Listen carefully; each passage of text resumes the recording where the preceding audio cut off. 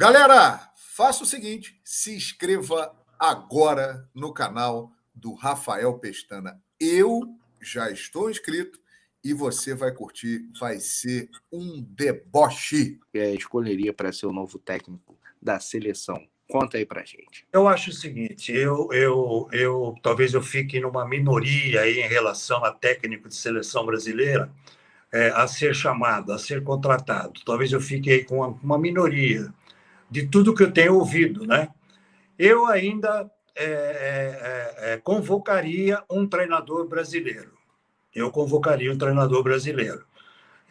Esse é o primeiro ponto. Não que, né, claro, você vai falar em Guardiola, você vai falar em Ancelotti, perfeito, isso é indiscutível, né? Mas eu acho que nós temos que dar uma prioridade ao nosso ambiente futebolístico. O ambiente futebolístico compõe também um treinador de seleção, né? Nosso, treinador brasileiro, que trabalha aqui no Brasil. Porque, na verdade, você não precisa ter um treinador estrangeiro, né, na seleção brasileira, porque o que tem acontecido? As convocações dos treinadores brasileiros, o Tite, o último, 99% são jogadores lá de fora, né? São jogadores que estão atuando lá fora. São melhores do que os nossos aqui? Muitos não são. São mais valorizados? Aí sim, aí já é uma questão de mercado. São muito mais valorizados, até por uma questão de mercado. Real contra euro, contra dólar, contra libra esterlina não dá, né? Não dá combate. Então é o seguinte, nós precisaríamos ter aqui, e para trazer de volta a seleção brasileira para o torcedor. Porque, infelizmente, a seleção brasileira, a gente está sabendo disso, mas a gente sempre tem que falar. A seleção brasileira, por uma grande fatia de torcedores brasileiros, ela ficou como algo em segundo plano. Quanta gente que não assiste mais amistosos da seleção brasileira. Numa Copa do Mundo, claro, está todo mundo ligado, é jogo de Copa do Mundo, né? É outra história. Mas em jogos amistosos, por exemplo, da seleção, quanta gente que não... Eles dizem isso, não sei se é a expressão correta. Não vou perder meu tempo vendo jogadores que jogam lá fora, não tem nenhum daqui, não tem nenhum do meu time e tal. Então, eu ainda daria chance a um treinador brasileiro, e nós temos treinadores competentes aqui no Brasil. Temos sim, temos sim. Alguns precisam até ser um pouco mais humildes, né? E estudar mais. Estudar mais. Se lá fora eles estão jogando aquele futebol, né? Que todo mundo aplaude e que encanta e tal, né? Por que nós não podemos buscar alguma coisa de lá? E o Tite foi. Quantas viagens o Tite fez para ver os jogos lá da Liga dos Campeões, da Premier League e tal, entendeu? Mas acontece que aí você convoca, não é preconceito, absolutamente, não é nada, não é nenhum ranço. Você convoca jogadores que estão super consagrados lá fora, super consagrados.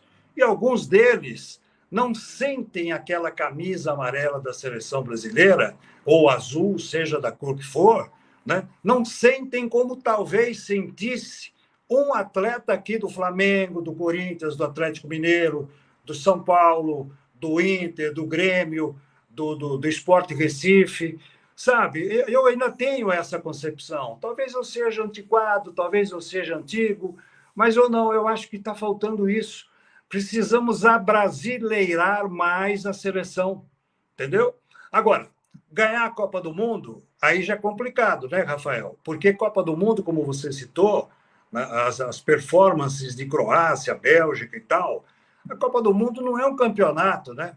É um torneio, a Copa do Mundo é um torneio. Você faz uma brilhante primeira fase e não mata, né? Não é mata-mata, mas na segunda fase você pode cair num determinado jogo lá. Você pode, naquele dia, não dar tudo certo. Ou o adversário jogar muito mais do que você, mesmo não sendo tecnicamente superior. É um jogo para definir, né? Então é muito difícil você falar, vamos montar uma seleção para ser campeão do mundo e tal. Não é assim. Copa do Mundo é diferente de um campeonato, pontos corridos, ou então mata-mata, né? Porque na Copa é só um mata, é um jogo só, eliminatório, né? Então tem tudo isso, sabe? E veja bem, outra coisa que eu queria colocar também sobre seleção brasileira é que estou tentando buscar aqui agora uma coisa que eu ia levantar, que eu também julgo bastante importante. Sim. Historicamente, quem se lembra da Copa do Mundo da Espanha em 1982, aquela Copa do Paulo Rossi, né? A Itália, na primeira fase, quase não passa, quase não se classifica. O técnico Enzo Bearzot não falava com os jogadores e não falava com a imprensa. Os jogadores não falavam com a imprensa também.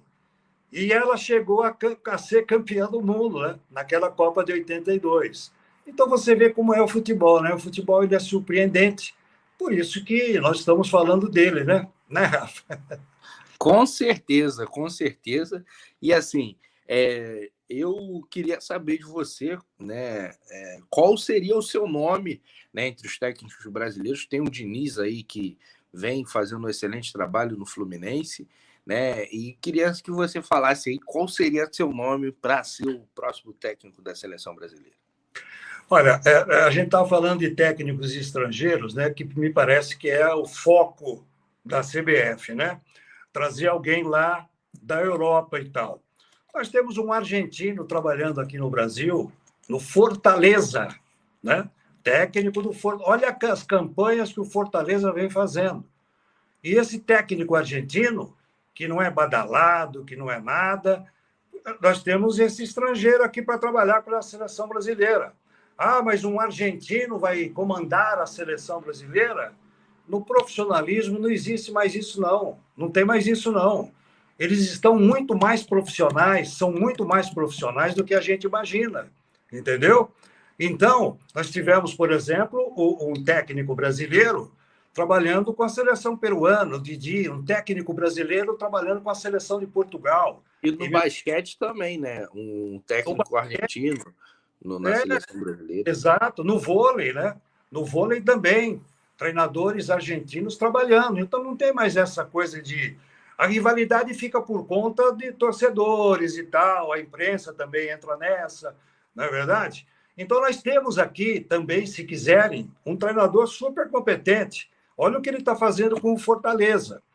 Agora, treinadores brasileiros, você falou do Fernando Diniz, né? Que ele é muito criticado e tal. Por que criticado? Né? Porque ele implantou algo que a muita gente incomoda. Todo mundo que implanta algo novo e tal está sujeito a levar pedrada, né? E o Fernando Diniz, agora com essa campanha que ele está fazendo no Fluminense, com esse comando no Fluminense, ele demonstra ser estudioso e conhecer futebol. É teimoso como todos os treinadores. Mas ele é muito teimoso. Não, mas todo treinador é teimoso. Quem não é? Nós somos campeões do mundo com o Filipão, né? Mais teimoso que o Filipão. Bom sentido, lógico, né? Porque é um grande praça.